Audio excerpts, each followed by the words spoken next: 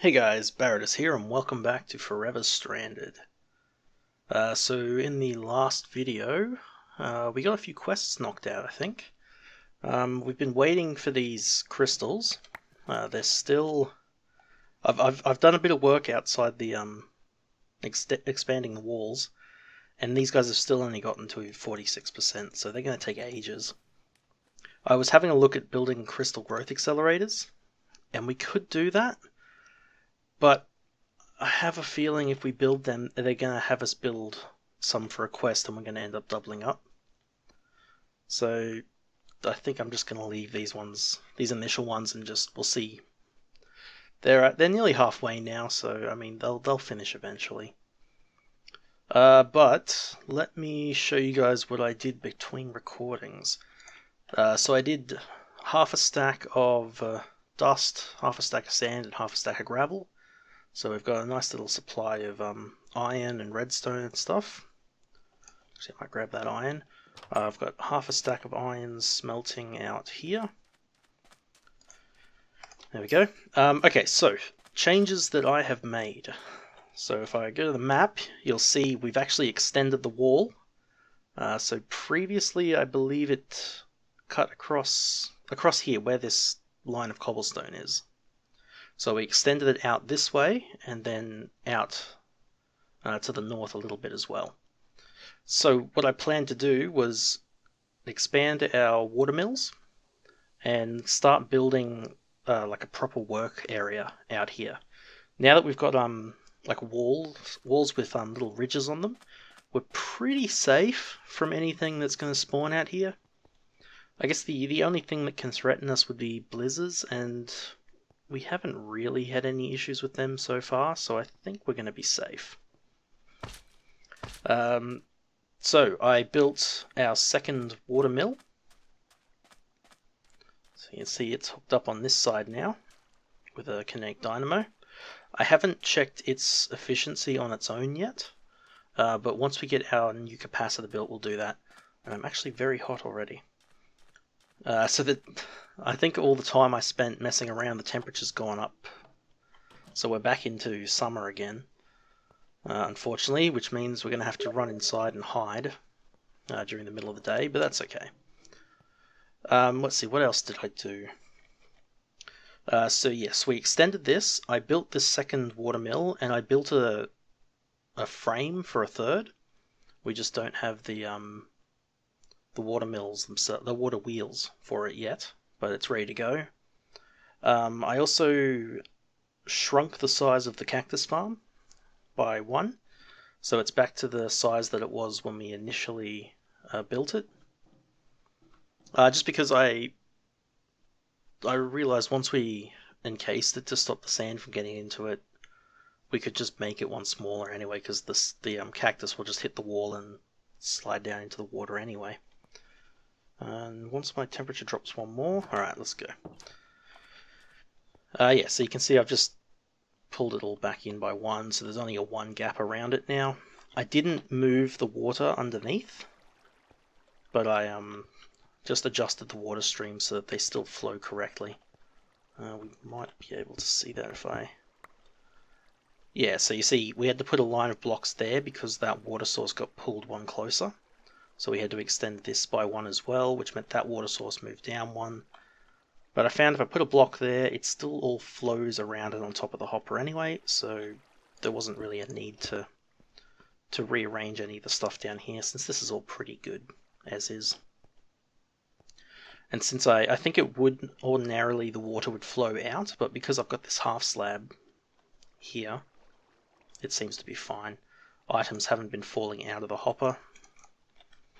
So it seems to be good.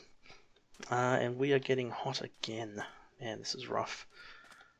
So other things, I moved our power poles away from, so they were in here previously, hooking up to the laser and the alloy smelter and stuff. I moved them out here so that they've got a bit of a standard line running along here. I turned the smeltery around, so I put the controller on this side, whereas before it was on this side.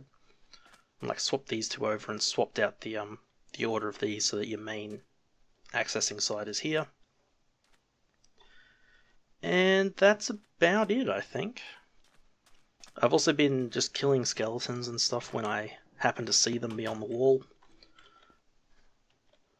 So we've actually gotten some decent progress on that quest now, I think. So zombies are done, we're halfway through skeletons. We only need 3 more spiders, creepers are done, and we just need to do endermen. And I probably need to start looking at either looking for an enderman spawner in the Lost City, or in the Ruined City, or yeah, like building a little hut to start sort of aggroing them when they're beyond the wall and getting them to chase me in here so that we can kill them. Because yeah, we're starting to get to the point where we're going to need ender pearls for our, what was it? Some of this stuff, some of our Ender IO things. So where we are currently at, I'm thinking we can almost build a farming station. We can do everything except for the crystals, which require ender pearls to make the pulsating iron, I think it is. So we can't quite do that. We can't do that one because we need like an enderman skull and a creeper skull and stuff. We can do this one though. We can make a basic capacitor, which will be good because we're currently just at full power pretty much constantly. So let's grab some stuff and make some of these. I think I actually need to smelt up a little bit more copper, so let's do like 16 of them. Don't think any of these down here are copper, are they? No. Alright, yeah, so we'll do some copper and we'll get these crafted up. It's in there. Oh wait, we need some more nuggets. Like that, those 3. Alright, that gets us our 3 and 4 basic capacitors. What was the other thing we needed for this? So it's capacitors, block of redstone and iron. Block of redstone, 4 capacitors and 4 iron. There we go. Complete. So that gives us 12 energy conduits and 2 loot chests. Very nice. And that unlocks... Alright, so we've got Crafter.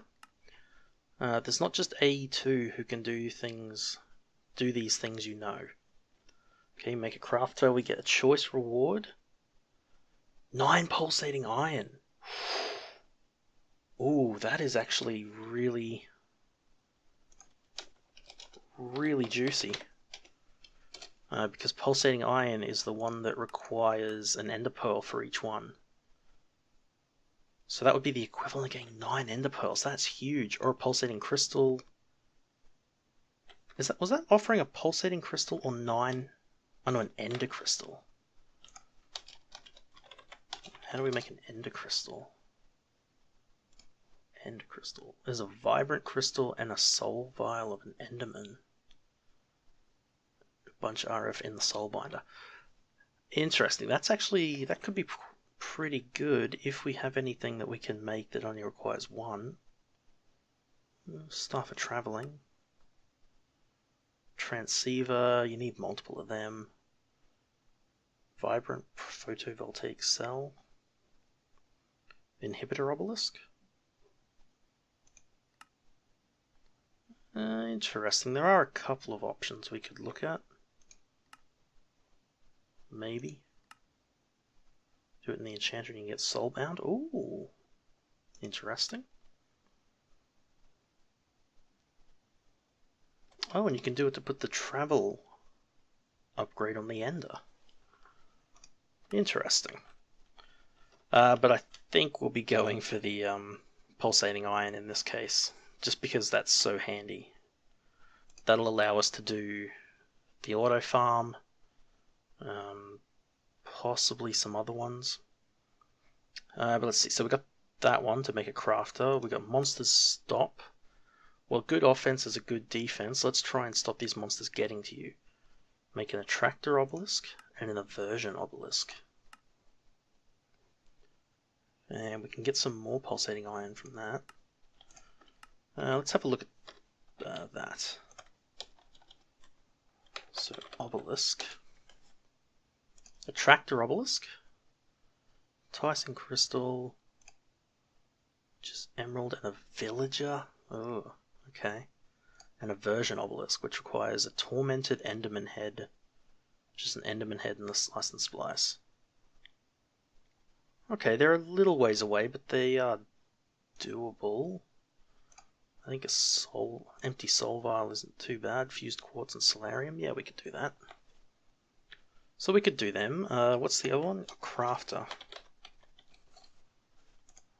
Finish that crafter.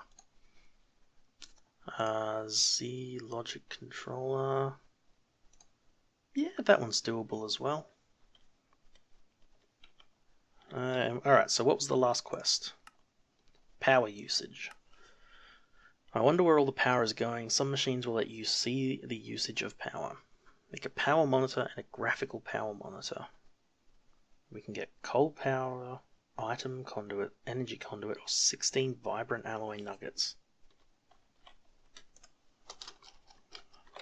Wait, vibrant alloy is made with an ender pearl and energetic alloy, so 16 of them could be quite useful, because that would let us make some vibrant crystals. Although 16 of them? 16, yeah, so that would let us make 2 vibrant crystals, wouldn't it? Interesting. And then we could use them to make the vibrant crystals for some of these other things. Maybe like the auto farm. Because it needs 2... Oh no, it needs pulsating crystals. Oh man, I gotta keep track of that or it's gonna get me confused. Okay, well, let's have a look at these loot chests first. See if we get anything good. Alright, loot chest 1. 8 netherrack? Sure. I don't know if I'd call that good, but it's not terrible. Next one. 2 dispensers.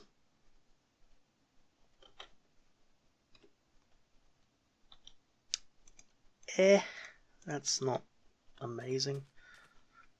But sure, whatever. Okay, so let's use this this new capacitor bank to test the output of this water mill, just to make sure that it's doing what it's supposed to. Break you down. You are generating 88 arithmetic. Perfect. That's what I wanted to see. We'll hook you back up. Okay, so where are we going to put them? I think we'll just leave them up there with the solar panels for now. Not that we need the solar panels at the moment, because having 2 water mills running is going to generate more than enough power for what we want currently. That's good. That'll give us a little bit more of a buffer. So, first of all, for what we're going to try and get done today, well, I guess second of all, we've already done some stuff, but what I would like to do is get some crops going, because we've got enough rice for now. I'd like to move this farm, and I'm probably going to move the tree farm as well, maybe to around here, I'm not sure yet. But first I want to make a fairly large area for us to grow some crops. So to do that, let's leave a 2 wide gap, I think, between these buildings. Or do we want to leave a main... Yeah, let's leave this open. This will be our main thoroughfare. So if we do 2 wide, one gap. That'll be the wall, so this will be where the dirt is. And let's go from back here as well. So we're going to make a, let's see, 1, 2, 3, 4, 5, 6, 7, 8, 9. So just a standard Minecraft size farm. 1, 2, 3, 4, 5, 6, 7, 8. Ugh. I didn't make the wall wide enough. Maybe I will move these next to each other then.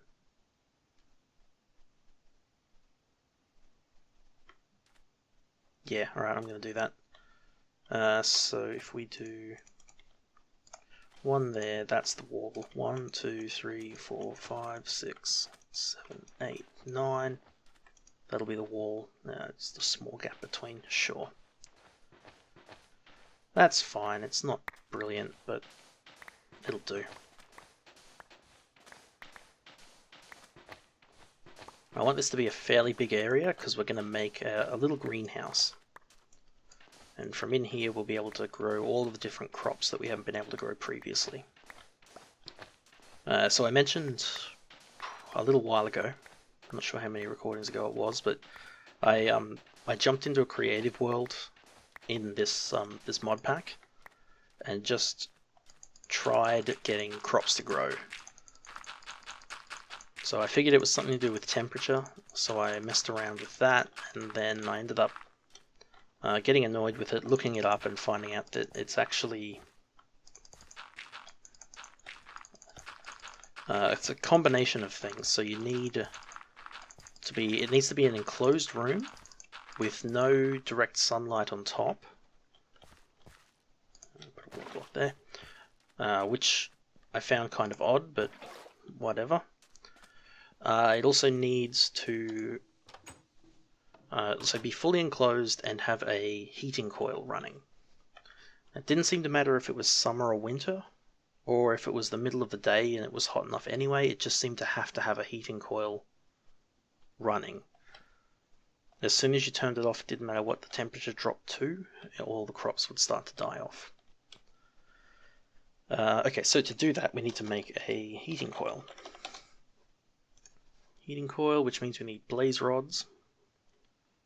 We get them by compressing blaze powder or killing blazes. So I think we got a couple, we got 3.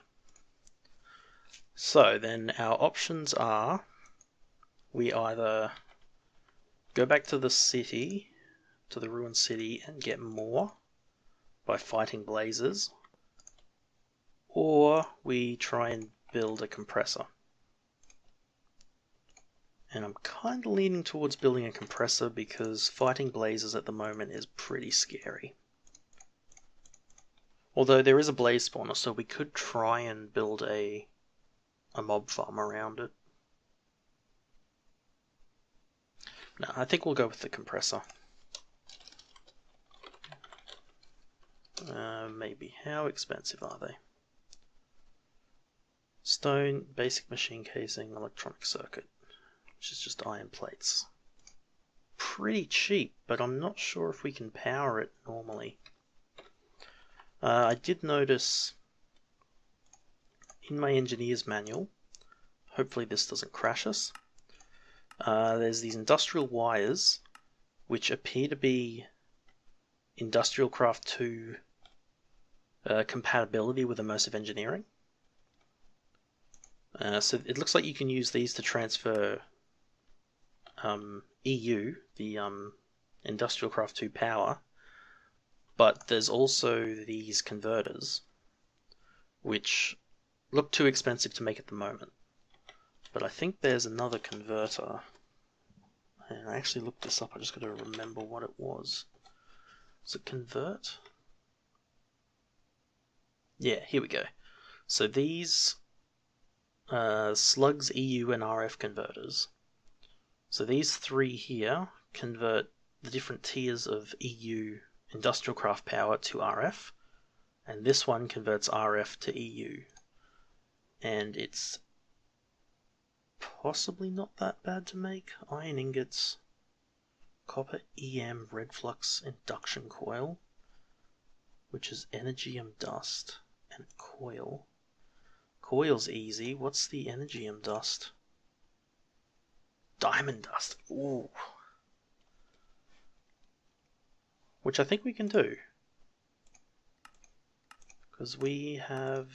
No, we can't. We need a macerator or a pulverizer. Really, the sag mill won't work. Huh. That's a bit of a pain. What about these HV cables? The metal former.